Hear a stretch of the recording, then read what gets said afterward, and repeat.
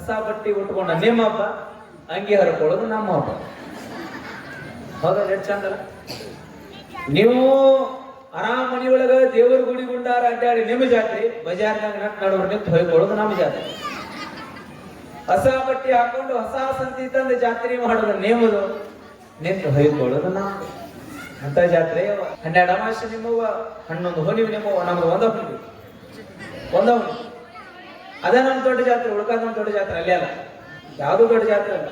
ಈ ನೀವು ತೇರಿಗೆ ಎಳಿಬೇಕಾದ್ರೆ ಚಲೋ ಸಿರಿ ಉಟ್ಕೊಂಡ್ಬಂದಿರ್ತೀರಿ, ಎಲ್ಲ ದಂಡಿಗೆ ನಿಂತಿರ್ತಾವ. ತೇರು ಎಳಿಬೇಕಾದ್ರೆ ಎಲ್ಲ ದಂಡಿಗೆ ನಿಂತಿರ್ತಾವ. ತೇರು ಎಳ್ಯಾಕತ್ ಮತ್ತೆ ನಿಮ್ಗೆ ಎಳ್ಯಾಕ್ ಬರುದಿಲ್ಲ ಅಂತ ನೀವು ಗಟ್ಟಿರ್ತೀರಿ. ನೀವು ಎಳಿಯೋಕೆ ಗಟ್ಟಿದ್ರೆ ನೀವು ಎಳಿಬೇಕಿನ, ಇವಕ್ಕೋದಲ್ಲ ನೀವು ಕೊಡಾಕ ತಯಾರಿರ್ಲಿಲ್ಲ. ಏನೈತೆ ಬಸವ ಗದ್ದಿಗೆ ಒಳಗ ಅವನ ಮುಖದರ್ಶನವನ್ನು ಕೊಡತಕ್ಕಂತ ಏಕೈಕ ತಾಣ ಅದು ಸಸಾಲಟ್ಟಿಯ ಪುಣ್ಯ ನೆಲ ಅಂತಕ್ಕಂಥದ್ದನ್ನ ನಾವು ಸ್ಮರಿಸಬೇಕಾಗ್ತದೆ. ದೇವರಿಗೆ ಅವಾಗೆಲ್ಲ ಹಿರಿಯರು 365 ಹೋಗಿದ್ರು. ದೇವ್ರ ನೆನ್ಯಾಕ ಬ್ಯಾಸರಾಗಿ ದೇವರಿಗೆ ಒಂದು ಪತ್ರ ಬರೋದಂತ ಮನುಷ್ಯ. ಯಾರ ಪತ್ರ ಬರೆದ್ರು?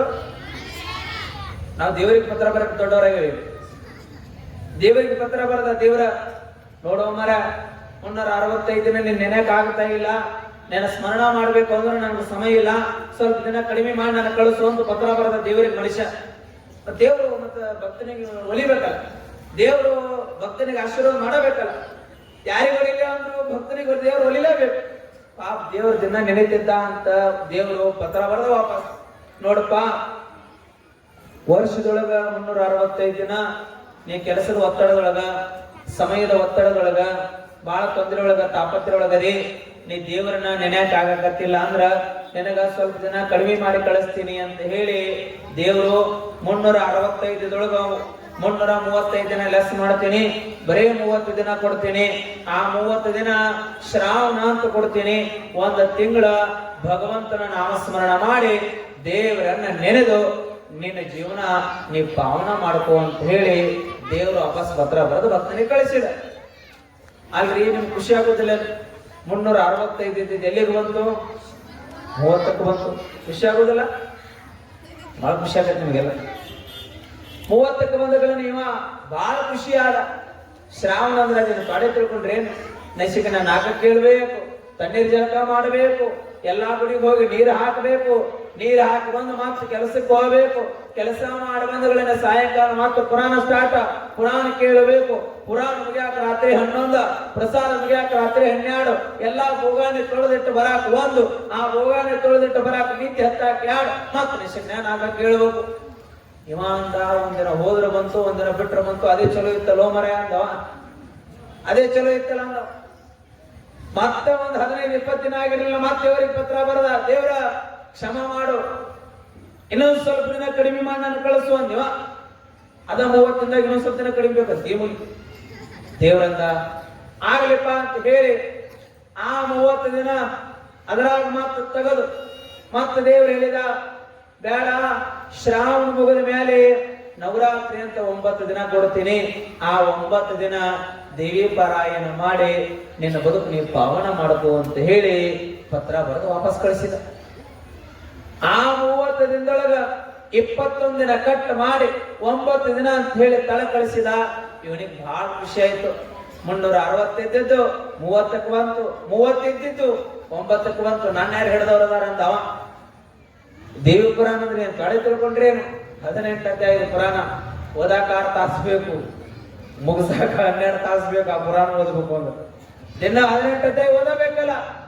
ಅವ ಅಂದ, ಶ್ರಾವಣದೊಳಗೆ ಚಲೋ ಇತ್ತಲ್ಲೋ ಮರ ಅಂದವ. ಇದು ನಶಿಕನ ಹಾಕಕ್ಕೆ ಕೂತ್ರ, ಇದು ಮತ್ತೆ ಸಾಯಂಕಾಲ ಹಾಕಕ್ಕ ಮುಗಿದಿದ್ದು, ಯಾವಾಗ ಮಕ್ಕಳು ಯಾವಾಗ ಹೋಗ್ಲಿ ಅಂದವ. ಅದು ಮತ್ತೆ ಹೆಂಗ ಉಪವಾಸ ಇದ್ದು ಓದಬೇಕಲ್ಲ. ಶ್ರಾವಣದಾಗ ಸ್ವಲ್ಪ ಪ್ರಸಾದ ಸಿಗ್ತಿತ್ತು, ನೆತ್ತೇರೆ ಆಗ್ತಿತ್ತು. ಇಲ್ಲಿ ಉಪವಾಸ ಏನು ಅನ್ನಂಗಿಲ್ಲ. ನಿಮ್ಮ ಉಪವಾಸ ಬೇರೆ, ಯಾವಾಗಿನ ಉಪವಾಸ ಬೇರೆ. ನಿಮ್ಮದು 3 ದಿನದ್ದು 1 ದಿನ ಉಪವಾಸ. ಅವಾಗ ಇವಾಗೆಲ್ಲ ಉಪವಾಸ ದಿನ ಅನ್ಕೊಂತ 3 ದಿನದ ಒಂದೇ ದಿನ ಕಲೆಕ್ಟ್ ಮಾಡಿರ್ತೇನೆ, 1 ದಿನ ಕೆಲಸ ಮಾಡಿ 9 ದಿನ ಉಪವಾಸ ಇರಬೇಕು, ಪಾರಾಯಣ ಮಾಡಬೇಕು. ಆಗಲ್ಲ ನಾವು 6 ದಿನ ಮುಗಿದಿತ್ತು. ಮತ್ತ ದೇವ್ರಿಗೊಂದು ಪತ್ರ ಬರದ, ಏನಂತ, ಯಪ್ಪ ಇನ್ನೊಂದ್ ಸ್ವಲ್ಪ ದಿನ ಕಡಿಮೆ ಮಾಡಿ ಕಳಿಸು ಇದ್ರೊಳಗ ಅಂತ. ದೇವರು ಮತ್ತ ಮನಸ್ಸು ಗಟ್ಟಿ ಮಾಡಿಕೊಂಡು, ಆಯ್ತಪ್ಪ ಭಕ್ತನಿಗೆ ಆಶೀರ್ವಾದ ಮಾಡೋಣ ಅಂತ ಹೇಳಿ ಮತ್ತೆ ದೇವರು ಪತ್ರ ಬರದ. 365 ದಿನ ಬೇಡ, 30 ದಿನ ಬೇಡ, 9 ದಿನ ಬೇಡ, ನವರಾತ್ರಿ ಮುಗಿದೊಳಗೆ ಒಂದ ದಿನ ಶಿವರಾತ್ರಿ ಅಂತ ಕೊಡ್ತೀನಿ. ಹಗಲು 12 ಜಾವ, ರಾತ್ರಿ 12 ಜಾವ ಭಗವಂತನ ನಾಮಸ್ಮರಣೆಯನ್ನು ಮಾಡಿ ಜಾಗರಣೆಯನ್ನು ಮಾಡಿ ನೀನು ಒಂದು ದಿನದಲ್ಲಿ ಶಿವನನ್ನು ಒಲಿಸಿಕೋ ಅಂತ ಹೇಳಿ ಪತ್ರ ಬರೆದು ಶಿವತ್ತಳ ಕಳಿಸಿದ. 24 ಗಂಟೆ ಉಪವಾಸ ಇರ್ಬೇಕಲ್ಲ. ಒಂದಿಂದಾಗ ಇಲ್ಲಿ ಚಾ ನಡೀತಿತ್ತು, ಅದು ನಡೀತಿತ್ತು, ಇದು ನಡೀತಿತ್ತು. ಈಗೆಲ್ಲ ಶಿವರಾತ್ರಿ ಉಪವಾಸ ಅಂದ್ರೆ ಅದು ಹಿಂಗಲ್ಲ, ಅವಾಗಿನ ಉಪವಾಸ ಬೇರೆ, ಈಗಿನ ಉಪವಾಸ ಬೇರೆ. 24 ಗಂಟೆ ಉಪವಾಸ ಇರ್ಬೇಕಲ್ಲ, ಮತ್ತೆ ಎಚ್ಚಿರ್ಬೇಕಲ್ಲ, ಒಂದಿಟ್ಟು ಕಣ್ಣು ಮುಚ್ಚಂಗಿಲ್ಲ. ಎದ್ದು ಹಗಲು 12 ಜಾವ, ರಾತ್ರಿ 12 ಜಾವ ದೇವರನ್ನ ನೆನೆಬೇಕಲ್ಲ, ಭಜನಾ ಮಾಡ್ಬೇಕಲ್ಲ, ಕೀರ್ತನ ಮಾಡ್ಬೇಕಲ್ಲ. ಇವಂತ ಅಲ್ಲಿ ಕಣ್ಣು ಮುಚ್ಚಾಕ್ರೆ ಟೈಮ್ ಸಿಗ್ತಿತ್ತು. ಚಾರ್ ಏನ್ರಿ ತೊಗೊಂತಿದೀವಿ, ಇಲ್ಲ ಅದು ಇಲ್ಲ. 24 ಗಂಟೆ ಕಣ್ಣು ತಕೊಂಡ ಇರ್ಬೇಕು, ನೀರು ಕುಡಿಲಾರ್ದಂಗ ಇರ್ಬೇಕು. ವಜ್ಜಂದವ ಹಗಲ 12 ತಾಸು ಹೆಂಗ ಕಳೆದ, ಹಗಲ 12 ತಾಸು ಹೆಂಗ ಕಳೆದ. ಖರೆ ರಾತ್ರಿ ಕಳೆಯಕ್ಕಾಗಲಿಲ್ಲ. ಕಣ್ಣು ಮುಚ್ಚಾಕತ್ತು, ಕಣ್ಣು ಎಳ್ಯಾಕತ್ತು. ಅದ ಕಣ್ಣು ಎಳಿ ಹೊಡ್ತಿನ್ಯಾಗ ಕಣ್ಣು ಮುಚ್ಚೋ ಟೈಮ್ನಾಗ ಮತ್ತ 4 ಸಾಲ ಪತ್ರ ಬರ್ದ ಬಿಟ್ಟವ. ಮತ್ತ ಪತ್ರ ಬರ್ದ ಯಾರಿಗೆ? ಎಟ್ಟಂತ ತಾಳ್ತಿದ್ದಾನ ದೇವ್ರು ನಿಮ್ಮ ಸಂಬಂಧ, ಎಟ್ಟಂತ ತಾಳ್ತಿದ್ದಾನ ದೇವ್ರು. ಪತ್ರ ಬರದ ತಕ್ಷಣ ಮೊದಲ ದೇವರಿಗೆ ತಲೆ ಕೆಟ್ಟಿತ್ತು. 1 ಸರಿ ಅಲ್ಲ, 2 ಸರಿ ಅಲ್ಲ, 3-4 ಸರಿ ಚೇಂಜ್ ಮಾಡಿಕೊಟ್ರು ಇವ ಸುದ್ದ ಆಗಲ್ಲಾಗ್ಯಾನ ಅಂತೇಳಿ ಪತ್ರ ನೋಡಿದ್ಗಳನ್ನ ದೇವರಂದ ಇವಂಗ 365 ದಿನ ಬೇಡ, 30 ದಿನ ಬೇಡ, 9 ದಿನ ಬೇಡ, ಶಿವರಾತ್ರಿ ಬೇಡ. ಆ ಭಕ್ತನಿಗೆ ಹೇಳಿದ, ನೀ ನೋಡಪ್ಪ 365 ದಿನ ನನ್ನ ನೆನೆ ಬೇಡ, 9 ದಿನ ನನ್ನ ನೆನೆ ಬೇಡ, 30 ದಿನ ನೀ ನನ್ನ ನೆನೆ ಬೇಡ. ಶಿವರಾತ್ರಿ ದಿನ ಹಗಲು 12 ಜಾವ, ರಾತ್ರಿ 12 ಜಾವ ನನ್ನ ಕುರಿತು ತಪಸ್ಸು ಮಾಡಬೇಡ. ನೀ ನನ್ನ ಕಡೆ ಒಟ್ಟ ಬರಬೇಡ. ನಿನ್ನ ಒಂದು ಹುಣಿವಿ ಕೊಡ್ತೀನಿ, ಆ ಹುಣಿವಿ ಹಿಡ್ಕೊಂಡು ನೀನು ಜಾತ್ರೆ ಮಾಡುವಂದ. ನಮಗೆ ಯಾವ ಹುಣಿವಿ ಕೊಟ್ಟ ದೇವರು ಅಂದ್ರ ನನ್ನ ಕಡೆ ನೀ ಒಟ್ಟ ಬರಬೇಡ. ಶಿವರಾತ್ರಿ ಮುಗಿದ ತಕ್ಷಣ ಹೋಳಿ ಹುಣ್ಣಿ ಕೊಡ್ತೀನಿ, ಹೊಯ್ಕೊಂತೀನಿ, ಆ ಕಡೆ ಹೋಗೋ, ನನ್ನ ಕಡೆ ಒಟ್ಟ ಬರಬೇಡ ನಾವು ದೇವ್ರು. ಒಟ್ಟ ನನ್ನ ಕಡೆ ಬರಬೇಡ. ನೀವು ನೋಡ್ರಿ, ನೀವು ಎಷ್ಟು ಚಂದ ನೀವು ಹಬ್ಬ ಮಾಡ್ತೀರಿ. ನೀವು ನಿಮ್ದು ಹಬ್ಬ ಹೆಂಗ? ಹೊಸ ಬಟ್ಟಿ ಉಟ್ಕೊಂಡ ನಿಮ್ಮ ಹಬ್ಬ, ಅಂಗಿ ಹರ್ಕೊಳ್ಳೋದು ನಮ್ಮ ಹಬ್ಬ. ಹೌದಾ? ಎಷ್ಟು ಚಂದಲ್ಲ. ನೀವು ಆರಾಮ್ ಮನಿಯೊಳಗ ದೇವರ ಗುಡಿ ಗುಂಡಾರ ಅಡ್ಡಾಡಿ ನಿಮ್ಮ ಜಾತ್ರೆ, ಬಜಾರ್ನಾಗ ನಡುವರು ನಿಂತು ಹೊಯ್ಕೊಳ್ಳೋದು ನಮ್ಮ ಜಾತ್ರೆ. ಹೊಸ ಬಟ್ಟಿ ಹಾಕೊಂಡು ಹೊಸ ಸಂತಿ ತಂದು ಜಾತ್ರೆ ಮಾಡೋದು ನಿಮ್ಮದು, ನಿಂತು ಹೊಯ್ಕೊಳ್ಳೋದು ನಮ್ದು. ಅಂತ ಜಾತ್ರೆ ನಿಮ್ದು ಎಂತದ್ದು, ನಮ್ದು ಎಂತದ್ದು. ನಿಮ್ದು ದೊಡ್ಡ ಪುಣ್ಯ ಐತೆವ. ದೊಡ್ಡ ಪುಣ್ಯ ಅಂದ್ರೆ ದೊಡ್ಡ ಪುಣ್ಯನೇ. ಎಲ್ಲಾ ನಿಮಗ ಇಟ್ಟುಬಿಟ್ಟ ಅಂತೀವ್ರಿ, ಎಲ್ಲ ನಿಮಗ ಕೊಟ್ಟುಬಿಟ್ಟ. ಎಷ್ಟು ಆಶೀರ್ವಾದ ಮಾಡ್ಬೇಕಂತ ಮಾಡ್ಯಾನ, ಎಲ್ಲ ನಿಮಗ ಮಾಡ್ಯಾನ. ನಾವು ಒಂದು ಮಾಡ್ಯಾನ, ಒಂದು ಕೊಟ್ಟಿಲ್ಲ. 12 ಅಮಾವಾಸ್ಯೆ ನಿಮ್ಮವ, 11 ಹುಣ್ಣಿಮೆ ನಿಮ್ಮವ, ನಮ್ದು ಒಂದ ಹುಣ್ಣಿಮೆ. ಅದ ನಮ್ ದೊಡ್ಡ ಜಾತ್ರೆ. ಉಳ್ಕಾದ ನಮ್ ದೊಡ್ಡ ಜಾತ್ರೆ ಅಲ್ಲೇ ಅಲ್ಲ, ಯಾವ್ದು ದೊಡ್ಡ ಜಾತ್ರೆ ಅಲ್ಲ. ಈ ಸಿರಿ ನೀವು ತೇರಿಗೆ ಎಳಿಬೇಕಾದ್ರೆ ಚಲೋ ಸಿರಿ ಉಟ್ಕೊಂಡ್ಬಂದಿರ್ತೀವಿ, ಎಲ್ಲ ದಂಡಿಗೆ ನಿಂತಿರ್ತಾವ. ತೇರು ಎಳಿಬೇಕಾದ್ರೆ ಎಲ್ಲ ದಂಡಿಗೆ ನಿಂತಿರ್ತಾವ. ತೇರು ಎಳ್ಯಾಕತ್ ಮತ್ತೆ ನಿಮ್ಗೆ ಎಳ್ಯಾಕ್ ಕೊಡುದಿಲ್ಲ ಅಂತ ನೀವು ಗಟ್ಟಿರ್ತೀರಿ. ನೀವು ಎಳಿಯೋಕೆ ಗಟ್ಟಿದ್ರೆ ನೀವು ಎಳಿಬೇಕಿನ, ಇವಕ್ಕೋದಲ್ಲ ನೀವು ಕೊಡಾಕತ್ತೆ ಇರಲಿಲ್ಲ. ಏನೈತಿ ಬಸ್ಸು ನಿಮ್ಮವ, ಬಸ್ನ್ಯಾಗ ಓಡಾಡ್ ಮತ್ತೆ ಜಾತ್ರೆ ಮಾಡಕ್ಕೆ 2 ತಿಂಗಳ ಪಗಾರ ಬೇರೆ, 1 ತಿಂಗಳ ಪಗಾರ ಬೇರೆ. ನಾ ಏನಾರ ಕಡಿಮೆ ಇದೆ ಅಂತ ನಾ ಕೇಳ್ತೀನಿ. ಒಂದು ಪುರಾಣದಾಗ ಒಂದು ಮುದಿ ಪಟ್ಟ ನಂಗೆ ಐತಿ ಅಂತ. ಯಪ್ಪ ಹೋದ್ ತಿಂಗಳದ 2,000 ರೂಪಾಯಿ ಇನ್ನೂ ಹಾಕಿಲ್ಲ ಅವ್ರು ಅಂದ್ರು. ನಾ ಕಳಿಸ್ಲೆ, ಹೋಗಿ ಲಕ್ಷ್ಮೀ ಕರ್ಮ ಕೇಳಿ, ನಾಯ ಕೇಳಿ ಅಂತಂದೆ. ಅದ ಏನಾರ ಕಡಿಮೆ ಇದೆ ನಾ ಅಂತಂದ್ರೆ ಹೋದ್ ತಿಂಗಳ ದಿನ 2,000 ಬಂದಿಲ್ಲ ಅಂತ ಕೇಳೋಬೇಕಿ. ನೀವು ಅಜ್ಜೆ ಐತಿ ನಿಮ್ ಜೊತೆ ಏನು ಕೇಳ್ಬೇಕು, ನಾವು ಕೇಳಿರೋ ಅಜ್ಜೆ ಮೈ ಮೇಲೆ ಐತಲ್ಲ. ಇರುವುದರೊಳಗಾಗಿ ಆನಂದದಿಂದ ಜೀವನ ಕಳೀರಿ. ಭಗವಂತನ ನಾಮಸ್ಮರಣ ಮಾಡ್ರಿ. ಭಗವಂತನ ನಾಮಸ್ಮರಣೆ ಒಳಗೆ ಬಹಳ ದೊಡ್ಡ ಶಕ್ತಿ ಅದೆ. ಭಗವಂತನ ಆಶೀರ್ವಾದ ಬಹಳ ದೊಡ್ಡದದೆ. ಹಾಗಾಗಿ ಭಗವಂತನನ್ನ ಸ್ಮರಿಸ್ತಕ್ಕಂಥ, ಭಗವಂತನನ್ನ ಪ್ರಾರ್ಥನಾ ಮಾಡ್ತಕ್ಕಂಥ, ಭಗವಂತನನ್ನ ಜಪತಪಗಳನ್ನ ಮಾಡ್ತಕ್ಕಂಥ ಕಾರ್ಯವನ್ನ ಮಾಡ್ರಿ. ದೇವರ ಗುಡಿಗೆ ಹೋಗ್ಲಿಲ್ಲ ಅಂದ್ರೆ ನಡೀತದೆ. ಶಿವಲಿಂಗಪ್ಪ ಈ ನೆಲದೊಳಗಡೆ, ಈ ಜಲದೊಳಗಡೆ ಎಷ್ಟು ಶಕ್ತಿಯನ್ನ ಇಟ್ಟು ಹೋಗಿದ್ದಾನೆ ಅಂತಂದ್ರೆ, ನಾ ಎಲ್ಲಾ ಕಡೆ ಮಹಾತ್ಮದ ಸನ್ನಿಧಿಗಳಲ್ಲಿ ಈ ಮಾತುಗಳನ್ನ ಬಳಸ್ತೇನೆ, ಈ ಮಾತುಗಳನ್ನ ಹೇಳುತ್ತೇನೆ. ಯಾಕೆ ಈ ಮಾತನ್ನು ಹೇಳ್ತಾ ಇದ್ದೇನೆ ಅಂತಂದ್ರೆ, ಯಾವ ನೆಲ, ಯಾವ ಜಲ ಪವಿತ್ರ ಇರ್ತದೆ, ಆ ನೆಲದಲ್ಲಿ ಇಷ್ಟು ದೊಡ್ಡ ಶಕ್ತಿ ಇರ್ತದೆ. ಬಹುಶಃ ಕನ್ನಡ ನಾಡಿನ ಪುಣ್ಯ ಪರಂಪರೆಯ ಒಂದೇ ಒಂದು ಶಕ್ತಿಯಲ್ಲಿ ನಾವು ಸ್ಮರಿಸಬೇಕಾಗ್ತದೆ. ನೀವೆಲ್ಲ ಸಸಾಲಟ್ಟಿಯವರು ನೆನಪಿಟ್ಟುಕೊಳ್ಬೇಕು. ಶಿವಲಿಂಗಪ್ಪನ ಗದಿಗೆ ಒಳಗ ನಾವೆಲ್ಲ ಗದಿಗೆ ಮ್ಯಾಲೆ ಅವರವರ ಭಾವಚಿತ್ರವನ್ನು ಇಡುತ್ತೇವೆ. ಅವರವರ ಮೂರ್ತಿಯ ಬೆಳ್ಳಿಯ ಕಿರೀಟವನ್ನ, ಬೆಳ್ಳಿಯ ಮೂರ್ತಿಯನ್ನು ಮಾಡಿಸಿ ನಾವೆಲ್ಲರೂ ಇಡುತ್ತೇವೆ. ಶಿವಲಿಂಗಪ್ಪ ಹೆಂಗ ದರ್ಶನ ನಿಮಗೆ ಕೊಡ್ತಾನ ಅಂದ್ರ, ಸೂರ್ಯ ಉದಯ ಆಗೋ ಮುಂದ ಶಿವಲಿಂಗಪ್ಪನ ನೀವು ಬಂದು ನೋಡಿದ್ರ ಗದ್ದಿಗೆ ಒಳಗ ಅವನ ಮುಖದರ್ಶನವನ್ನು ಕೊಡ್ತಕ್ಕಂಥ ಏಕೈಕ ತಾಣ ಅದು ಸಸಾಲಟ್ಟಿಯ ಪುಣ್ಯ ನೆಲ ಅಂತಕ್ಕಂಥದ್ದನ್ನ ನಾವು ಸ್ಮರಿಸಬೇಕಾಗ್ತದೆ. ಸೂರ್ಯ ಉದಯ ಆಗೋ ಟೈಮ್ನ ನೀವು ಬಂದ್ರೆ ಅಂದ್ರ ಶಿವಲಿಂಗಪ್ಪನ ಗದ್ದಿಗೆ ಒಳಗ ತನ್ನ ಮುಖದರ್ಶನದ ಮುಖೇನವಾಗಿ ನಿಮಗೆ ದರ್ಶನ ಕೊಡ್ತಕ್ಕಂಥ ಕಾರ್ಯವನ್ನ ಶಿವಲಿಂಗಪ್ಪ ಮಾಡ್ತಾನ. ಅಂತ ಶಕ್ತಿ ಈ ನೆಲದೊಳಗಡೆ, ಈ ಜಲದೊಳಗಡೆ ಅದರ ನಾವು ಬರೇ ಒಂದು ಗದ್ದಿಗೆಗೆ ಹಣೆ ಹಚ್ಚಿದ್ರಟ್ಟ ಶಿವಲಿಂಗಪ್ಪ ಆಶೀರ್ವಾದ ಮಾಡ್ತಾನೇನ್ರಿ. ನೀವು ಅದನ್ನ ತಪ್ಪು ತಿಳ್ಕೊಳಕ್ ಹೋಗ್ಬೇಡ್ರಿ. ನೀವು ಬರ್ರಿ, ಸಮಯ ಇದ್ರೆ ಬಂದು ಕೂತ್ಕೊಳ್ರಿ. ಇಲ್ಲದೆ ಇದ್ರೆ ಶಿವಲಿಂಗಪ್ಪನ ಮನಪೂರ್ವಕವಾಗಿ ಸ್ಮರಣ ಮಾಡ್ರಿ, ಮನಪೂರ್ವಕವಾಗಿ ಧ್ಯಾನ ಮಾಡ್ರಿ. ಈ ಸಸಾಲಟ್ಟಿ ಸೀಮೆಗೆ ಉತ್ತರದಿಂದ ದಕ್ಷಿಣದವರೆಗೆ, ಪಶ್ಚಿಮದಿಂದ ಪೂರ್ವಕ್ಕ 4 ದಿಕ್ಕುಗಳಿಗೆ ನಿಂತರೆ, 4 ದಿಕ್ಕುಗಳಿಗೆ ನಿಂತರೆ ಸಸಾಲಟ್ಟಿ ಸೀಮೆಗೆ ನಿಂತು ಶಿವಲಿಂಗಪ್ಪನ ಸ್ಮರಣ ಮಾಡ್ರಿ. ಯಪ್ಪ ನಿನ್ನ ಕಡೆ ಬರಬೇಕು ಅಂತೀನಿ, ಕರೆ ನನಗಾಗತ್ತಿಲ್ಲ, ನೀ ನನಗೆ ಆಶೀರ್ವಾದ ಮಾಡುವಂತ ಸಸಾಲಟ್ಟಿ ಸೀಮೆಗೆ ನಿಂತು ನೀವು ಸಸಾಲಟ್ಟಿ ಸೀಮೆಯೊಳಗಿರುವ ಮಣ್ಣು ತಗೊಂಡು ನಿಮ್ಮ ಹನಿ ಹಚ್ಚಿಕೊಂಡ್ರು ಸಹಿತ ನಿಮ್ಮ ಹನಿ ಬಂಗಾರ ಮಾಡತಕ್ಕಂಥ ಶಿವಲಿಂಗಪ್ಪ ಸಸಾಲಟ್ಟಿ ಪುಣ್ಯ ನಡೆದೊಳಗಿಟ್ಟಾನ ಶಕ್ತಿಯನ್ನ, ಪುಣ್ಯ ನಡೆದೊಳಗಿಟ್ಟಾನ. ಅಂತ ಶಕ್ತಿ, ಅಂತ ಭವ್ಯವಾಗಿರ್ತಕ್ಕಂಥ ಪರಂಪರೆಯ ನಾಡು ಅದು ಸಸಾಲಟ್ಟಿಯ ಪುಣ್ಯ ನೆಲ ಅಂತಕ್ಕಂಥದ್ದನ್ನ ಈ ಸಂದರ್ಭದಲ್ಲಿ ನಾನು ಹೇಳೋದಕ್ಕೆ ಬಯಸ್ತೇನೆ. ಅಂತ ಸಾಲಿ ಒಳಗಡೆ, ಅಂತ ಶಕ್ತಿ ಒಳಗಡೆ ಇವತ್ತು ತಾವೆಲ್ಲರೂ ಬಂದು ಕುಳಿತುಕೊಂಡು ಆಧ್ಯಾತ್ಮದ ನಲ್ಮೆಯ ಮಾತುಗಳನ್ನ ಕೇಳ್ತಾ ಇದ್ದೀರಿ. ಭಗವಂತನ ಸ್ಮರಣೆ ಒಳಗಡೆ ಕಾಲ ಕಳೆಯಿರಿ, ಶಿವಲಿಂಗಪ್ಪನ ನೆನೆಯೋದ್ರೊಳಗ ಕಾಲ ಕಳೆಯಿರಿ. ಇದಕ್ಕ 4 ಜನ ಕಟ್ಟಿ ಮೇಲೆ ಕುಂತು ಸುಮ್ಮನೆ ಮಾತಾಡೋದ್ರೊಳಗ ಕಾಲ ಕಳೆಯಕ್ ಹೋಗ್ಬೇಡ್ರಿ. ಇನ್ನೊಬ್ಬರ ಬಗ್ಗೆ ಮಾತಾಡಿದ್ರೆ ನಮ್ಗೆ ಏನ್ ಬರೋದೈತೆ? ಏನ್ರ ಬರೋದೈತೆ? ಒಬ್ರು ಹೇಳ್ರಿ, ಏನ್ರ ಬರೋದೈತೆ? ಮತ್ತೆ ಇಟ್ಟೆಲ್ಲ ಹೂ ಅಂತೀರಿ, ನಾಳೆ ಹೋಗಿ ಕಟ್ಟಿ ಮೇಲೆ ಕುಂತು ಮತ್ತೆ ನಿಮ್ದ ನೀವು ಕೆಲಸ ಮಾಡ್ತೀರಿ. ನಮ್ಮೊಂದು ಹೂ ಅನ್ನೋದು ಮತ್ತೆ ನಿಮ್ದ ನೀವು ಮಾಡೋದಿಲ್ಲ ಕೆಲಸ. ಹಂಗೆ ಮಾಡ್ಬೇಡ್ರಿ. ಸ್ವಲ್ಪ ದೇವರಿಗಾಗಿ, ಭಕ್ತಿಗಾಗಿ, ಒಳ್ಳೆ ಕಾರ್ಯಗಳಿಗಾಗಿ, ಪರಮಾತ್ಮನ ಕಾರ್ಯಗಳಿಗಾಗಿ ಸುಮ್ಮನೆ ಸಮಯ ಹೇಳ್ರಿ. ನೀವು ನೋಡ್ರಿ, ಇಲ್ಲಿ ನಾವು ಬರೋದಕ್ಕಿಂತ ಮೊದಲ ಈ ವೇದಿಕೆ ಮೇಲೆ ಭಜನಾ ನಡೀತದೆ, ಈ ವೇದಿಕೆ ಮೇಲೆ ಸಂಗೀತ ನಡೀತದೆ. ಎಷ್ಟು ಆನಂದ ಇರ್ತದೆ ಹೇಳ್ರಿ, ಎಷ್ಟು ತನ್ಮಯ ಇರ್ತದೆ ಹೇಳ್ರಿ. ಅಲ್ಲಿ ದ್ವೇಷ ಇರೋದಿಲ್ಲ, ಅಲ್ಲಿ ರಾಗ ಇರೋದಿಲ್ಲ, ಅಲ್ಲಿ ಕೇವಲ ಶಿವಲಿಂಗಪ್ಪನ ಕೂಗು ಮಾತ್ರ ಇರ್ತದೆ. ಆ ಭಕ್ತಿ ಒಳಗೆ ಒಬ್ಬ ಬಾರಿಸ್ತಿರ್ತಾನ, ಒಬ್ಬ ಕುಣಿಯತಿರ್ತಾನ, ಒಬ್ಬ ಹಾಡತಿರ್ತಾನ, ಒಬ್ಬ ನಗತಿರ್ತಾನ, ಒಬ್ಬ ಕುಂತು ಸುಮ್ಮನೆ ಹಂಗ ಧ್ಯಾನ ಮಾಡ್ತಿರ್ತಾನ. ಈ ಎಲ್ಲ ಸಂಗಮಗಳು ಭಜನಾದಾಗಿರ್ತಾವ. ಸುಮ್ಮನೆ ನೀವು ಲಕ್ಷ್ಯ ಕೊಟ್ಟು ನೋಡ್ಬೇಕಾದ. ನಾವ್ಯಾರೋ ನೋಡಂಗಿಲ್ಲ, ಅದನ್ನ ಕೇಳಂಗಿಲ್ಲ. ನೀವು ನೆರಿರಿ, ಕೂಗ್ರಿ. ದೇವ್ರ ಭಕ್ತಿಯಿಂದ ಕರೆದ್ರ ಹೋಗಂತಾನ, ಹೋಗ್ಬಿಡ್ತಾನ, ಬರ್ತಾನ, ಆಶೀರ್ವಾದ ಮಾಡ್ತಾನ. ದೇವ್ರು ನಿಮ್ಗೆ ವರ ಕೊಟ್ಟೆ ಕೊಡ್ತಾನ. ನೋಡ್ರಿ, ಈ ನೆಲ, ಈ ಜಲ ಎಲ್ಲೋ ಇದ್ರು ಅಕ್ಷತೇಶ್ವರ ಅಜ್ಜವರು. ಕಮಡೊಳ್ಳಿ ಎಲ್ಲಿ? ಸಸಾಲಟ್ಟಿಯಲ್ಲಿ. ಕಮಡೊಳ್ಳಿ ಎಲ್ಲಿ? ಸಸಾಲಟ್ಟಿಯಲ್ಲಿ. ಬರ್ಲಿಲ್ಲೇನೋ?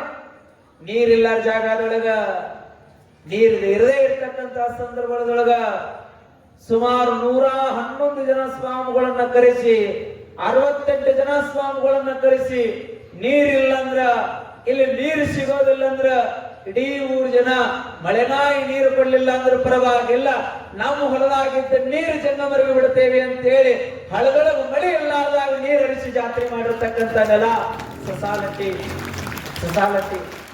ಅಂತ ನೆಲ ಇದು. ಈ ನೆಲದೊಳಗ ಯಾವುದು ಸಾಧ್ಯ ಮಾಡ್ತೇವೆ, ಯಾವುದು ಕರಿತೇವೆ, ಅದನ್ನ ಕೈ ಹಿಡಿದು ಕೊಡ್ತಕ್ಕಂಥ ಶಕ್ತಿ ಸಸಾಲಟ್ಟಿಯ ನೆಲದೊಳಗಡೆ, ಜಲದೊಳಗದೆ, ಇಲ್ಲಿರ್ತಕ್ಕಂಥ ಜನರೊಳಗದೆ. ಹಾಗಾಗಿ ಅದನ್ನ ನಾವು ಉಪಯೋಗಿಸ್ಕೊಳ್ಬೇಕಾಗಿದೆ. ಅಂತ ಭಕ್ತಿ ಪರಂಪರೆಯನ್ನು ನಾವು ಮಾಡಬೇಕಾಗಿದೆ. ನೋಡ್ರಿ, ಹೆಂಗ್ ಭಕ್ತಿ ಮಾಡ್ಬೇಕಂದ್ರ ಇಲ್ಲಿ ಚಿಮ್ಮಡಚಾರ ಬಂದಾರ. ಈಗ ಚಿಂಚಿನಿ ಮಠ ಆಗ್ಲಿ, ತೇರ್ದಾಳ್ ಆಗ್ಲಿ, ಚಿಮ್ಮಡ ಆಗ್ಲಿ, ನಾವೆಲ್ಲ 3 ಪರಂಪರೆಗಳು ಒಂದೇ ಶಕ್ತಿಗಳು. ಅಲ್ಲಂ ಪ್ರಭುಗಳು ಮೊದಲು ಚಿಂಚಿನಿಗೆ ಬರ್ತಾರ, ನಂತರದಲ್ಲಿ ತೇರ್ದಾಳಕ್ಕೆ ಬರ್ತಾರ, ನಂತರದ ತೇರ್ದಾಳಕ್ಕೆ ಬಂದು ಆಮೇಲೆ ಚಿಮ್ಮಡಕ್ಕೆ ಬರ್ತಾರ. ಚಿಮ್ಮಡಕ್ಕೆ ಚಿಂಚಿನಿಗೆ ಎಷ್ಟು ದೊಡ್ಡ ಸಂಬಂಧ ಐತಂದ್ರ ನಿಮಗ್ ಗೊತ್ತಿರ್ಲಿ. ಈ ಚಿಮ್ಮಡದೊಳಗ ಇಲ್ಲಿರುವ ಭಕ್ತರು ಚಿಂಚಿನಿ ಒಳಗದ, ಚಿಮ್ಮಡದ ಅನಿಂದ್ರ ಭಕ್ತರು ಚಿಂಚಿನಿ ಒಳಗದ. ಚಿಂಚಿನಿ ಮಠದ ಜಾತ್ರೆ ನಡಿಬೇಕು ಅಂದ್ರ ಎಷ್ಟು ಗುರು ಪರಂಪರೆಯ ಭಕ್ತಿ ಸಂಬಂಧ ನಮಗೈತಿ ಅಂತಂದ್ರ, ಚಿಂಚಿನಿ ಮಠದ ಜಾತ್ರೆ ನಡಿಬೇಕಂದ್ರ ಚಿಮ್ಮಡದ ಭಕ್ತರು ಅಲ್ಲಿ ಬಂದು ಚಿಂಚಿನ್ಯಾಗ ಧ್ವಜ ಹಾರಿಸಿದಾಗ ಚಿಂಚಿನಿ ಮಠದ ಜಾತ್ರೆ ನಡೀತದೆ. ಇವತ್ತಿಗೂ ಅಂತಹ ಸಂಬಂಧ. ಅವ್ರು ಬಂದು ಧ್ವಜ ಹಾರಿಸಲಿಲ್ಲ ಅಂದ್ರೆ ಜಾತ್ರೆ ನಡೆಯಂಗಿಲ್ಲ. ಅವ್ರ ಮನೆತನದವರು ಯಾರೇ ಒಬ್ಬರು ಬಂದು ಅಲ್ಲಮ ಪ್ರಭುವಿನ ಶಿಖರದ ಮೇಲೆ ನಿಂತು ಧ್ವಜ ಹಾರಿಸೇವಿ, ನೀವು ಜಾತ್ರೆ ಮಾಡಿ ಅಂತ ಚಾಲನೆ ಕೊಟ್ರ ಅಲ್ಲಿ ಧ್ವಜ ಹಾರಬೇಕು, ಇಲ್ಲಿ ಜಾತ್ರೆ ನಡಿಬೇಕು. ಅಲ್ಲಿ ಮ್ಯಾಲ ಶಿಖರದ ಮೇಲೆ ಧ್ವಜ ಹಾರಬೇಕು, ಇಲ್ಲಿ ಜಾತ್ರೆ ನಡಿಬೇಕು. ಅಂತಹ ಸಂಬಂಧಗಳು ಎಲ್ಲ ಪರಂಪರೆಗಳನ್ನು ಒಳಗೊಂಡು ಇವತ್ತಿನ ದಿನ ಇದೇ ನೆಲದೊಳಗಡೆ ಬಹಳ ಖುಷಿ ಆಗ್ತದೆ. ಪೂಜ್ಯನೀಯ ಚಿಮ್ಮಡದ ಪ್ರಭು ಮಹಾಸ್ವಾಮೀಜಿಯವರು ನಿನ್ನೆ ಅಂತಃಕರಣ ಪೂರ್ವಕವಾಗಿ ನಮಗೆ ಆಶೀರ್ವಾದವನ್ನು ಮಾಡಿದ್ರು. ಹಳ್ಳೆ ಎಲ್ಲೋ ಹೋಗ್ತೈತಿ ಅಂತ ನಾವು ತಿಳ್ಕೊಂಡಿದ್ವಿ, ಆ ಹೂವ ಮತ್ತ ನಮ್ಮ ಜಾಗದಾಗ ಬಂದು ಕುಂತೈತಿ ಅನ್ನುವಂತ ಮಾತನ್ನ ಏನ್ ಪೂಜ್ಯರು ಹೇಳಿದ್ರು, ಅದು ಬಹಳ ಆನಂದವನ್ನ ತತ್ತು. ಅವರ ಆಶೀರ್ವಾದ ಸದಾಕಾಲ ನಮ್ಮ ಮೇಲೆ ಹೆಂಗೆ ಇರಲಿ ಅಂತ ನಾನು ಪ್ರಾರ್ಥನೆಯನ್ನು ಮಾಡ್ತೇನೆ. ಕಾರಣ ನಮ್ಮೆಲ್ಲ ಪರಂಪರೆಗಳು ಒಂದೇ ಶಕ್ತಿಯ ವಾರಸುದಾರಗಳು ನಾವೆಲ್ಲ.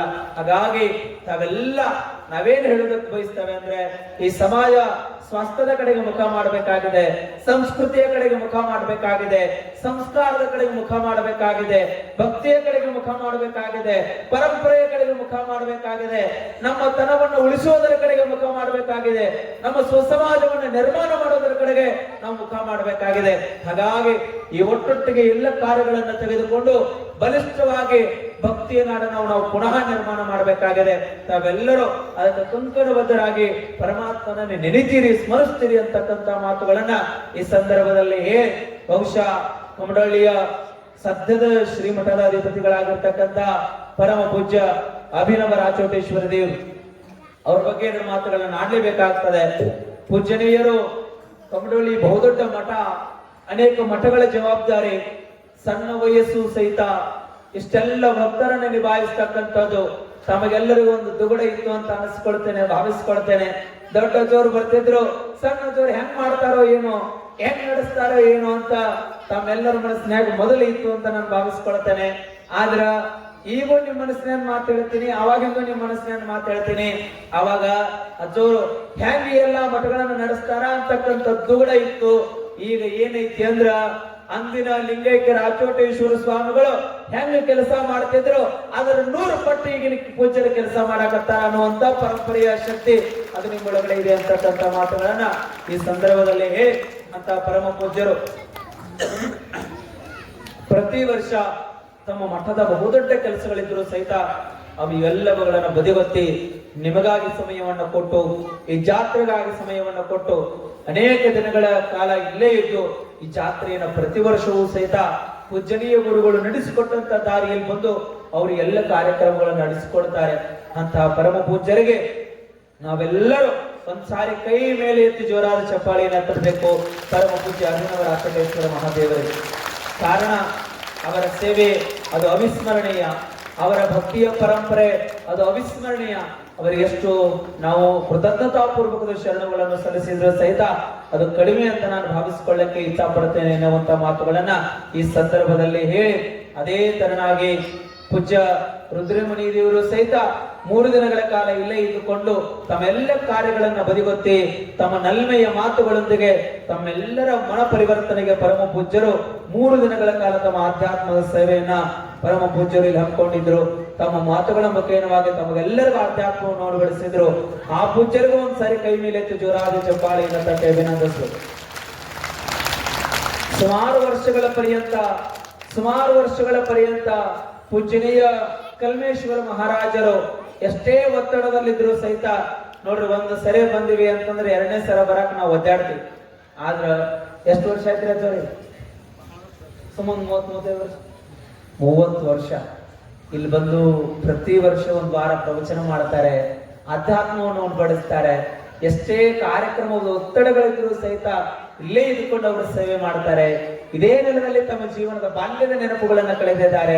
ಅಂತಹ ಪರಮ ಪೂಜ್ಯರಿಗೂ ನಾವೆಲ್ಲರ ಕೈ ಮೇಲೆ ಎತ್ತಿ ಜೋರಾದ ಚಪ್ಪಾಳೆಯನ್ನು ತಟ್ಟಿ ಪರಮ ಪೂಜ್ಯರಿಗೆ ಶರಣಗಳನ್ನು ನಾವು ಸಮರ್ಪಣೆ ಮಾಡೋಣ. ಪೂಜ್ಯ ವೇದಮೂರ್ತಿ ಮಹೇಶ್ವರ ಅಜ್ಜವರು ಈ ಊರಿನ ಜಂಗಮ ಯತಿಗಳಾಗಿ ಪ್ರತಿ ದಿನವೂ ಸಹಿತ ಈ ವೇದಿಕೆ ಮೇಲೆ ಬಂದು ಕುಳಿತುಕೊಂಡು ಜಂಗಮ ಶಕ್ತಿಯನ್ನು ತಮಗೆಲ್ಲರಿಗೂ ದಾರಿ ಎರಿತಾರೆ. ಆ ಪೂಜ್ಯರಿಗೂ ಒಂದ್ಸರಿ ಜೋರಾದ ಚಪ್ಪಾಳೆಯನ್ನು ತಪ್ಪಬೇಕು. ಪೂಜ್ಯ ಮಹೇಶ್ವರ ಸ್ವಾಮೀಜಿಯವರು ಅವೆಲ್ಲ ಮತ್ತ ಈಗ ಚಿಮ್ಮಡಜ್ಜವರು ಒಂದ್ಸರಿ ಜೋರು ಚಪ್ಪಾಳೆ ತಟ್ಟಬೇಕು. ನಾವು ಹೇಳ್ತೀವಿ ಚಿಮ್ಮಡಜ್ಜವರು ನಾವೆಲ್ಲ ನಮ್ಮ ಕೊನೆಗೆ ಹೊಡಿತೀವಿ, ಮೊದಲು ನಾವು ಹೊಡಿಬೇಕು, ಆಮೇಲೆ ಹೊಡಿ. ನಾನು ಹೇಳ್ತೀವಿ, ನೀವು ಹಿಡಿದು ಕೈ ಇಳಿಸ್ರಿ. ಇಟ್ಟೆಲ್ಲಾ ಬಂದು ಕೂತ್ಕೊಂಡು ನೀವೆಲ್ಲ ಪ್ರವಚನ ಕೇಳಾಕತ್ತಿರಲ್ಲ, ಮತ್ತೆ ನಿಮಗೂ ಒಂದ್ಸರಿ ನೀವು ಕೈ ಮೇಲೆ ಜೋರು ಚಪ್ಪಳ ಹೊಡ್ಕೋರು. ಹಾ, ಮತ್ತ ಚಲೋ ದಿನ ಅಡಿಗೆ ಮಾಡಕತ್ತಾರಲ್ಲ, ಆ ಅಡಿಗೆ ಮಾಡಿದ ಕೈಗಳಿಗೆ ಉಂಡಂತ ಕೈಗಳಿಗೆ ಒಂದು ಜೋರು ಚಪ್ಪಳ ಹೊಡ್ರಿ. ನಮ್ಮ ಕಮಿಟಿ ಹಿರಿಯರೆಲ್ಲ ಕೆಟ್ಟ ಸೇವಾ ಮಾಡ್ತಾರೆ, ಬೆಳಗ್ಗೆ ಬಂದು ಕುಂಡಿರ್ತಾರ, ಇಲ್ಲಿ ಏನೇ ನಡೆದ ವಿಚಾರ ಮಾಡ್ತಾರ, ಮತ್ತೆಲ್ಲ ಕೆಲಸಗಳನ್ನು ಬದಿಗೊತ್ತಿ ಮತ್ತೆ ಸಾಯಂಕಾಲ ತಾವೆಲ್ಲರೂ ಇಲ್ಲಿ ಬಂದು ಕುಳಿತುಕೊಂಡು ಎಲ್ಲ ಕಾರ್ಯಕ್ರಮ ಮುಗಿಯುವವರೆಗೆ ಸಂಪೂರ್ಣ ಜವಾಬ್ದಾರಿಯನ್ನು ವಹಿಸಿಕೊಂಡು ನಮ್ಮ ಎಲ್ಲ ಸಸಾಲಟ್ಟಿ ಹಿರಿಯರು ಜಾತಿಯನ್ನು ಮರೆತು ಪಕ್ಷವನ್ನು ಮರೆತು ಶಿವಲಿಂಗಪ್ಪಜ್ಜನ ಮಠಕ್ಕೆ ಬಂದ್ರ ನಾವೆಲ್ಲರೂ ಆತನ ಭಕ್ತರಿದ್ದಂಗ ಅಂತ ಹೇಳಿ ನಮ್ಮ ಎಲ್ಲ ಹಿರಿಯರು ದುಡಿತಾರ. ಒಂದ್ಸರಿ ಎಲ್ಲಾ ಹಿರಿಯರ ಕೈ ಮೇಲೆ ಜೋರು ಚಪ್ಪಾಳೆ ತಪ್ಪಬೇಕು, ಎಲ್ಲಾ ಹಿರಿಯರು. ಹಾ ತಿಳಿಸ್. ಮತ್ತ ಇಷ್ಟು ಚಲೋ ಸೌಂಡ್ ಆಗ್ತಾನಲ್ಲ, ಇಷ್ಟು ಚಲೋ ಮೈಕ್ ಚಾನಲ್, ಇಷ್ಟು ಚಲೋ ಪ್ರವಚನ ಮಾಡಾಕತ್ತೀವಿ, ನಿಮಗೆ ಕೇಳಾಕತ್ತಿದ್ದ ನಾವು ಜೋರು ಚಪ್ಪಾಳೆ ಹೊಡ್ರಿ ಕೈ ಮೇಲೆ. ಅವ್ರಿಗೆ ಮೇಲೆ ಕೂತಾರ ನೋಡ್ರಿ, ಅವ್ರಿಗೂ ಹೊಡ್ರಿ, ಅವ್ ನಮ್ಗೆ ಹೊಡಿತಾವ. ಹಾ, ಈಗ ಹೇಳ್ತೀನಿ, ಅವ್ರು ಜೋರು ಚಪ್ಪಾಳೆ ಹೊಡಿಬೇಕಾ? ಇಟ್ಟೆಲ್ಲಾ ಗದ್ದಲದಾಗ ನೋಡಿ ಸಪ್ಪಳಿಲ್ಲಾರ್ದಂಗ ತಮ್ಮ 2 ಹಳೆ ಬಿಟ್ಟು 2 ಹೊಸ ಹಾಕೊಂಡು ಹೋಗ್ತಾರಲ್ಲ, ಅವ್ರಿಗೊಮ್ಮೆ ಜೋರು ಚಪ್ಪಾಳೆ ಹೊಡಿ. ಮತ್ತ ಈಗ ಹೇಳ್ತೀನಲ್ಲ, ಅವ್ರ ಮನಿ ಮುಂದೆ ಅಂತ ಚಪ್ಪಾಳೆ ಹೊಡಿಬೇಕಾ? ನೀವು ಹೋಗಿ ಎಲ್ಲಾರು ಹಾ ಹ್ಞೂ ಅಂತೇಳಿ ಆಮೇಲೆ ಹೇಳ್ತೇನೆ ಯಾರಿಗೆ ಹೊಡಿಬೇಕಂತೆ. ಇಟ್ಟೆಲ್ಲಾ ಪುರಾಣ ನಡೆದಿದ್ದು ಗೊತ್ತಿದ್ದು, ವಾರಾನ್ಗಟ್ಟೆಯಲ್ಲಿ ಪ್ರವಚನ ನಡೆದಿದ್ದು ಗೊತ್ತಿದ್ರು, ಶಿವಲಿಂಗಪ್ಪಜ್ಜನ ಜಾತ್ರೆ ನಡೆದಿದ್ದು ಗೊತ್ತಿದ್ರು, ಇಲ್ಲಿ ಪುರಾಣ ನಡೆದಿದೆ, ಪ್ರಸಾದ ನಡೆದಿದೆ ಅಂತ ಗೊತ್ತಿದ್ರು. ಮನೆಯಾಗ ಕೆಲವು ಜನ 150 ಚಾನಲ್ ಚೇಂಜ್ ಮಾಡ್ಕೊಂತ ಕೈಯಾಗ ಒಂದು ರಿಮೋಟ್ ಹೊಡ್ಕೊಂಡು ಕುಂತಾರಲ್ಲ, ಅವ್ರಿಗೆ ಇಲ್ಲಿ ಹೊಡೆಯಂಗಿಲ್ಲ. ಹಾ, ಅವ್ರಿಗೆ ಹೋಗಿ ಮನೆ ಮುಂದೆ ನಿಂತು ಅವ್ರಿಗೆ ಹೇಳ್ಬೇಕು, ನೀವು ಯಾವ ಶಿವಲಿಂಗಪ್ಪಜ್ಜನ ಗದಿಗೆ ಹೋದ್ರು ಶಿವಲಿಂಗಪ್ಪ ನಮ್ಮ ಕಂಡಿಲ್ಲ, ಮತ್ತೆ ನೀವು ಮನ್ಯಾಗ ಕುಂತೀಯಲ್ಲ ಶಿವಲಿಂಗಪ್ಪಜ್ಜನಕ್ಕಿಂತ ದೊಡ್ಡವರು ನೀವ ಅಂತ ಹೇಳ್ಯಾರ, ದೇವರಿಗಿಂತ ದೊಡ್ಡವರು ನೀವ ಅಂತ ಹೇಳ್ಯಾರ. ಹಂಗಾಗಿ ನಿಮ್ಮ ಮನೆ ಮುಂದಿಂತ ಒಂದು ಜೋರು ಚಪ್ಪಾಳೆ ತಟ್ಟೆ ಹೋಗಂದಾರ. ಎಲ್ಲದು ಮತ್ ಸಿಟ್ಟಿದ್ದವ್ರು ಮನೆ ಮುಂದೆ ಜಗಳಾಡಿದವ್ರು ಮನೆ ಮುಂದೆ ಹೊಡೆದಿಡಿದ್ರು ನಾವು ಜೋರು ಚಪ್ಪಾಳೆ ಆಚಾರ ಹೇಳ್ಯಾರ ಅಂತ ಅದೊಂದು ದೊಡ್ಡ ಬಂದಿತ್ತು ಮತ್. ಹಾಗಾಗಿ ಒಟ್ಟಾರೆ ಮತ್ತ ಕಲಾವಿದರು ಬಹಳ ಚಂದ ಸೇವಾ ಮಾಡಾಕತ್ತಾರ, ಅವ್ರಿಗೊಂದು ಜೋರು ಚಪ್ಪಳ ಹೊಡೆದು ಕಲಾವಿದರು ಎಲ್ಲರೂ ಸೇವಾ ಮಾಡಾಕತ್ತಾರ. ತನ ಮುಟ್ಟಿ ಮನ ಮುಟ್ಟಿ ಭಾವ ಮುಟ್ಟಿ ಎಲ್ಲರೂ ಸೇವಾ ಮಾಡ್ತಾರ. ಚಿಮ್ಮಡಜ್ಜವ್ರಂತರೂ ಎಷ್ಟೇ ಒತ್ತಡ ಇದ್ರು ಪ್ರತಿದಿನ ಈ ವೇದಿಕೆಗೆ ಬರ್ತಾರೆ, ಆಶೀರ್ವಚನ ಮಾಡ್ತಾರೆ, ಆಶೀರ್ವಾದ ಮಾಡ್ತಾರ. ಆ ಪರಮ ಪೂಜ್ಯರ ಆಶೀರ್ವಾದ ಸದಾಕಾಲ ನಮ್ಮೆಲ್ಲರ ಮೇಲೆ ಇರಲಿ. ಪೂಜ್ಯರ ಆಚೋಟೇಶ್ವರ ದೇವರ ಆಶೀರ್ವಾದ ಸದಾಕಾಲ ನಮ್ಮೆಲ್ಲರ ಮೇಲೆ ಇರಲಿ ಅಂತಕ್ಕಂಥ ಮಾತುಗಳನ್ನ ಈ ಸಂದರ್ಭದಲ್ಲಿ ಹೇಳಿ ತಮಗೆಲ್ಲರಿಗೂ ನಾನು ಈ ವರ್ಷ 5 ದಿನ ಬರಬೇಕಾಗಿತ್ತು, 3 ದಿನ ಬರ್ತೀನಿ ಅಂತ ಹೇಳಿದೆ. ಮತ್ತ ಆ 3 ದಿನದೊಳಗೆ 1 ದಿನ ಲೆಸ್ ಮಾಡಿ ಮತ್ತೆ 2 ದಿನ ಬಂದೆ. ಹಾಗಾಗಿ ಕಾರಣ ಇಷ್ಟೇ, ತಾವೆಲ್ಲ ಅನೇಕ ಜನ ಹಿರಿಯರು ಚಿಂಚಣಿ ಮಠಕ್ಕೆ ಬಂದಿದ್ದೀರಿ, ತಾವೆಲ್ಲರೂ ಮಠವನ್ನ ನೋಡಿದ್ದೀರಿ. ಮಠದ ಜಾತ್ರೆಯ ದೊಡ್ಡ ಪ್ರಮಾಣದಲ್ಲಿ ಇರೋದರಿಂದ ಮಾರ್ಚ್ 9ನೇ ತಾರೀಕಿನಿಂದ 23ನೇ ತಾರೀಕಿನವರೆಗೆ ಬಹುದೊಡ್ಡ ಕಾರ್ಯಕ್ರಮ ಚಿಂಚಣಿ ಮಠದಲ್ಲಿ ನಡೀತದೆ. 5 ದಿನಗಳ ಕಾಲ ದೊಡ್ಡ ಪ್ರಮಾಣದಲ್ಲಿ ಜಾತ್ರೆ ನಡೀತದೆ. ಮಾರ್ಚ್ 23 ಬೆಳಗಿನ ಜಾವ 10 ಗಂಟೆಗೆ 25,000 ಜನ ತಾಯಿಯಂದರಿಗೆ ಏಕಕಾಲಕ್ಕೆ ಉಡಿ ತುಂಬುವಂತ ಕಾರ್ಯಕ್ರಮ ಚಿಂಚಣಿಯ ಮಠದಲ್ಲಿ ನಡೀತದೆ. 25,000 ಜನ ತಾಯಿಯಂದರಿಗೆ ಆ ಎಲ್ಲ ಕಾರ್ಯಕ್ರಮಗಳು ದೊಡ್ಡ ಪ್ರಮಾಣದಲ್ಲಿ ಇರೋಣದ್ರಿಂದ ನಮ್ಮ ಮಠದ ಜಾತ್ರೆ 3 ವರ್ಷಕ್ಕೊಮ್ಮೆ ಆಗುತ್ತದೆ, ವರ್ಷ ಆಗೋದಿಲ್ಲ. ಚಿಂಚಣಿ ಮಠದ ಒಂದು ಪರಂಪರೆ ಅದು 3 ವರ್ಷಕ್ಕೊಮ್ಮೆ ಜಾತ್ರೆ ನಡೀತದೆ.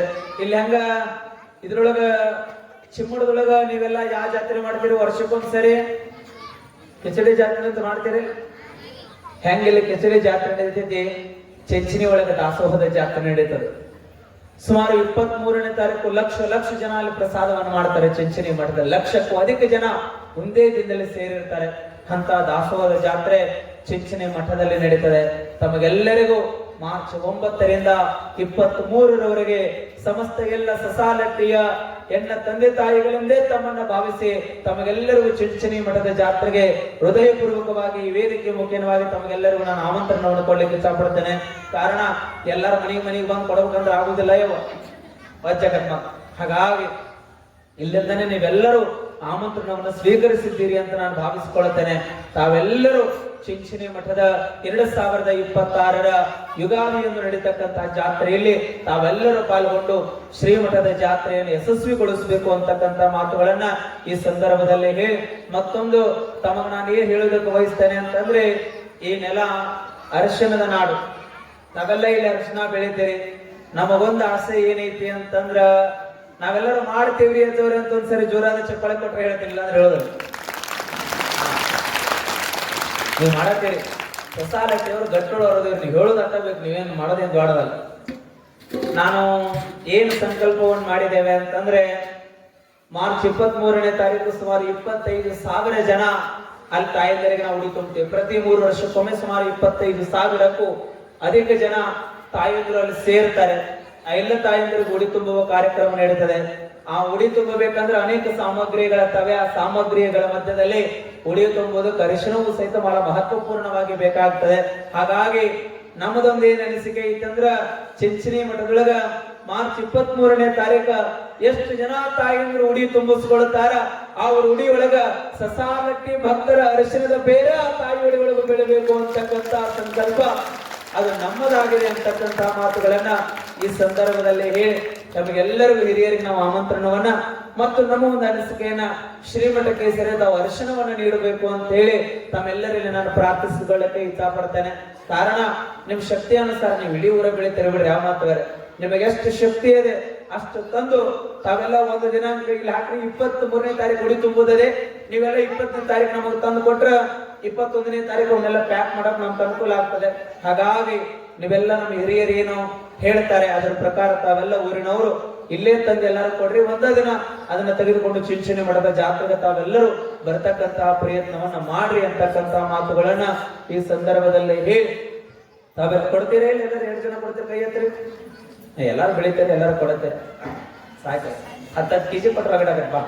ಹಾಗಾಗಿ ತಾವೆಲ್ಲ ಆ ಸೇವೆಯಲ್ಲಿ ತನು ಮನಪೂರ್ವಕವಾಗಿ ಸೇವೆಯನ್ನು ಸಲ್ಲಿಸ್ರಿ ಅಂತಕ್ಕಂಥ ಮಾತುಗಳನ್ನ ಈ ಸಂದರ್ಭದಲ್ಲಿ ಹೇಳಿ ನಮಗೆಲ್ಲರಿಗೂ ಮತ್ತೊಮ್ಮೆ ಚಿಂಚಣಿ ಮಠದ ದಾಸೋಹಕ್ಕೆ ಈ ವೇದಿಕೆ ಮುಖೇನವಾಗಿ ನಾನು ಆಮಂತ್ರಿಸಲಿಕ್ಕೆ ಇಚ್ಛಾ ಪಡ್ತೇನೆ.